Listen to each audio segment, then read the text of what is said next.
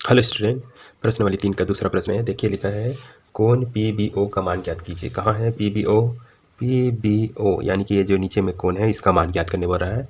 और लिखा है AOB ये जो है 50 अंश है तथा PQB ये जो है यहाँ पर छोटा सा 75 अंश है। ठीक है, तो चलिए बनाते हैं, आसान है, सरल है। तो हमें ये 50 अंश दिया है, ये 75 अंश दिया, ये छोटा सा त्रिभुज जो बन रहा है यहाँ पर इसका मान ज्ञात करने बोल रहा है। चलिए उसको त्रिभुज को बता देता हूँ। ऐसा है, यहाँ पर 75 अंश है, ये वाला को हमें ज्ञात करना है। यहाँ पर Q है, यहाँ पर P है, यहाँ पर B है। ठीक है, तो B वाला कोण को हमें ज्ञात करने बोल रहा है। ठीक है, और इसके जस्ट सामने में यहाँ 50 अंश दिया हुआ है। तो इसको यहाँ पर इसको जानने के लिए क्या करेंगे हम, इस 50 अंश है तो हमें ये वाला कोण भी पता होना चाहिए। ठीक है, यानी कि ये वाला कोण पता कर लेंगे तो हम इसका मान आसानी से निकाल सकते हैं। ठीक है, तो चलिए जो दिया उसको लिख लेते हैं। दिया है AOB, ठीक है, AOB 50 अंश दिया हुआ है और उसको भी लिख लेते हैं PQB बराबर 75 अंश। ठीक है, तो इसको ज्ञात करने के लिए क्या करेंगे, इसी से देखिए एक वृत्तखंड है जिसको हम मैं चाप भी बोल देता हूँ, वृत्तखंड है, ये वृत्त का खंड है। ठीक है, इसको वृत्तखंड बोलते हैं। तो एक वृत्तखंड AB जो है वो केंद्र पर कोण बना रहा है और यही जो है इसके परिधि पर भी कोण बना रहा है, ऐसे करके। ठीक है, ऐसे, तो ये परिधि पर भी कोण बना रहा है, यही जो है केंद्र पर भी कोण बना रहा है।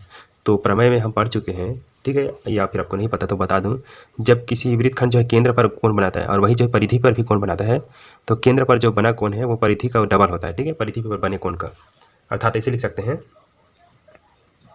कोण AOB। ठीक है, AOB ये जो है डबल होता है इस वृत्त पर परिधि पर बने कोण का। तो इसको क्या लिखेंगे, APB का APB, यानी कि यहाँ पर जो कोण बन रहा है उसका ये जो है डबल होगा। तो ये जो है दोनों जो है कोण जो है यही A और B से बन रहा है। AB जो है यही केंद्र पर भी बना रहा है, AB जो यहीं परिधि पर भी कोण बना रहा है। ठीक है, तो यह चलिए हमारा रखते हैं AOB का मान 50 अंश है, यहाँ 2 है, कोण APB का मान हमें नहीं पता, तो 2 किसकी तरफ भेजेंगे, तो ये जो है 50/2 हो जाएगा। कोण APB तो ये जो कट कर 25 अंश हो जाएगा। किसका मान हो जाएगा, इसको मैं आगे लिख लेता हूँ, APB। देखिए APB, ठीक है, यानी कि यहाँ पर ये जो है ये P का मान बता रहा है 25 अंश से करके। ठीक है, तो 25 अंश हमने निकाले, तो हमें पता है त्रिभुज के तीनों कोण का योग जो है 180 अंश होता है, तो वही नियम से B वाला कोण भी हम निकाल सकते हैं।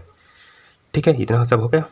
तो अब देखिए त्रिभुज, छोटा वाला त्रिभुज क्या है, इसको कैसे भी नाम दे दो, PQB रखो या PQP जैसे भी है। ठीक है, तो P को पहले लेता हूँ,